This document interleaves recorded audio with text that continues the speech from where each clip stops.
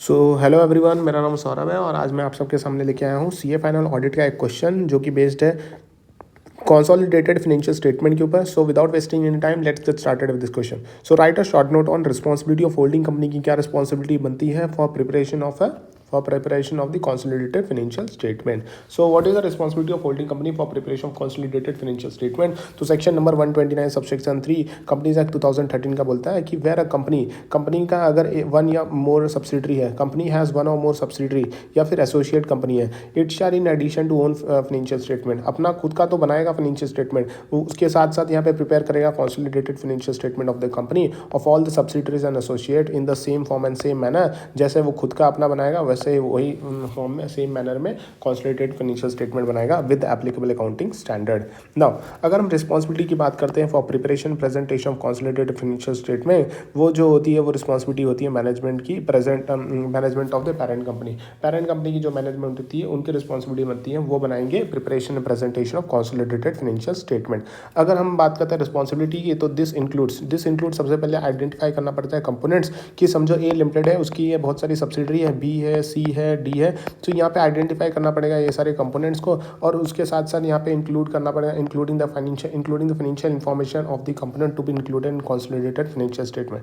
इसके सारे financial information यहाँ पे जाएंगे, इसके सारे फाइनेंशियल जाएंगे, इसके समझो कोई फाइनेंशियल इन्फॉर्मेशन की जरूरत नहीं है तो वो वाली जितनी जरूरत है उतनी ले लेंगे. So identifying the financial information of component to be included in consolidated financial statement.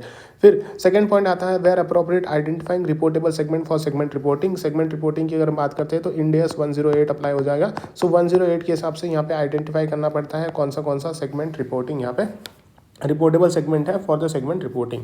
फिर तीसरा पॉइंट आता है कि यहाँ पे related parties and related party transaction for reporting identify करना रिलेटेड पार्टी ट्रांजेक्शन. तो यहाँ पे आ जाएगा इंड AS 24 आ जाएगा. इंड AS 108 एक तो चीज यूज़ कर लेंगे, एक इंड AS आइडेंटिफाई करेंगे रिलेटेड पार्टीज इंड AS 24 वाला. फिर ऑप्टेन करेंगे accurate and complete financial information from the component. हाँ, ये एक चीज़ है, अगर आपको इन्फॉर्मेशन इंक्लूड करना है तो यहाँ पे जो इन्फॉर्मेशन आएगा वो कंप्लीट होना चाहिए, एक्यूरेट होना चाहिए, कंप्लीट होना चाहिए, एक्यूरेट होना चाहिए जो भी फाइनेंशियल इन्फॉर्मेशन आएगा कंपोनेंट के थ्रू से. सो ये हो गया 4 पॉइंट. फिर पांचवा पॉइंट आता है कि मेक अप्रोप्रिएट कंसोलिडेशन एडजस्टमेंट भी तो करना पड़ेगा कि जो भी रिसीवेबल्स है, जो भी पेबल्स है, जो भी स्टॉक का एडजस्टमेंट है, स्टॉक का भी एडजस्टमेंट होता है बहुत सारे, तो यहाँ पे कंसोलिडेशन का एडजस्टमेंट होना पड़ेगा. फिर आता है harmonisation of accounting policies and accounting framework. तो कोई अकाउंटिंग पॉलिसी यहाँ पे अलग, पेरेंट अलग यूज़ कर रहा है, सब्सिडरी अलग यूज़ कर रहा है, तो यहाँ पे सारे अकाउंटिंग पॉलिसी का हार्मोनाइजेशन होना चाहिए, अकाउंटिंग पॉलिसी का यहाँ के हार्मोनाइजेशन होना चाहिए अकाउंटिंग पॉलिसी और अकाउंटिंग फ्रेमवर्क का. फिर लास्ट पॉइंट आता है GAAP convergence wherever applicable. समझो पेरेंट फॉलो करता है इंडियन अकाउंटिंग स्टैंडर्ड और जो सब्सिडरी है वो यूएस गैप फॉलो करती है, तो यहाँ पे गैप कन्वर्जन करना पड़ेगा. सो सब्सिडरी वाला यूएस वाले को कन्वर्ट करके इंडियन वाला बनवाना पड़ेगा. So apart from the above यहाँ पे पेरेंट जो ऑर्डिनरी यहाँ पे इंस्ट्रक्शन इशू कर देता है, यहाँ पे नॉर्मली होता ये है कि पेरेंट जो ऑर्डिनरी इशू कर देता है इंस्ट्रक्शन किसको, मैनेजमेंट ऑफ द कंपोनेंट, जितने भी कंपोनेंट्स हैं उनके मैनेजमेंट को इंस्ट्रक्शन दिया जाता है स्पेसिफाइंग कि पेरेंट्स का क्या रिक्वायरमेंट है, स्पेसिफाइंग करता है कि मेरा क्या रिक्वायरमेंट, पेरेंट्स बोलता है मेरा क्या रिक्वायरमेंट, उस हिसाब से आप relating to financial information of component to be included in consolidated financial statement पहले बता देता है. सो यहाँ पे इंस्ट्रक्शन जो ऑर्डिनरी यहाँ पे क्या कवर होता है और इंस्ट्रक्शन में क्या क्या कवर होता है, covers the accounting policies to be applied. कौन सा अकाउंटिंग पॉलिसी हम लोग अप्लाई करेंगे तो आप उस हिसाब से बना लेना. Statutory under disclosure requirement applicable to the parent, जो भी एप्लीकेबल है पेरेंट को, स्टैट्यूटरी अंडर डिस्क्लोजर जो भी पेरेंट को एप्लीकेबल होता है. यहाँ पे अकाउंटिंग पॉलिसी जो अप्लाइड किया गया है, जो स्टैट्यूटरी अदर डिस्क्लोजर यहाँ पर रिक्वायरमेंट जो एप्लीकेबल है पेरेंट को, including the identification of and reporting on reportable segment and related party transaction reporting time table. So यहाँ पे रिपोर्टेबल सेगमेंट वाला पॉइंट आ जाता है, रिलेटेड पार्टी ट्रांजेक्शन वाला पॉइंट आ जाता है. तो ये सारे इंस्ट्रक्शन ऑलरेडी यहाँ पे पेरेंट किसको दे देता है, कंपोनेंट को. सो यहाँ पे फटाफट रिवीजन कर लेते हैं.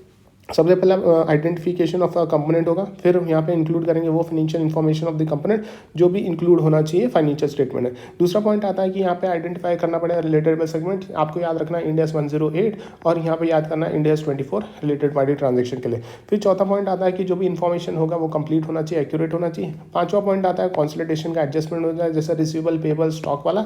और फिर आता है harmonisation of accounting policy accounting framework. So अलग अलग अकाउंटिंग पॉलिसी अलग अलग फ्रेमवर्क यूज होता है. फिर लास्ट वाला पॉइंट आता है यूएस गैप और इंडियन गैप वाला एग्जांपल याद रखना, GAAP convergence wherever applicable. फिर उसके बाद आता है यहाँ पे इंस्ट्रक्शन दिया जाता है, इंस्ट्रक्शन के बेस पे यहाँ पे फाइनेंशियल स्टेटमेंट, यहाँ पे कंसोलिडेशन फाइनेंशियल स्टेटमेंट बन जाता है. सो इसी के साथ क्वेश्चन यहीं पे खत्म हो रहा है. Thank you so much.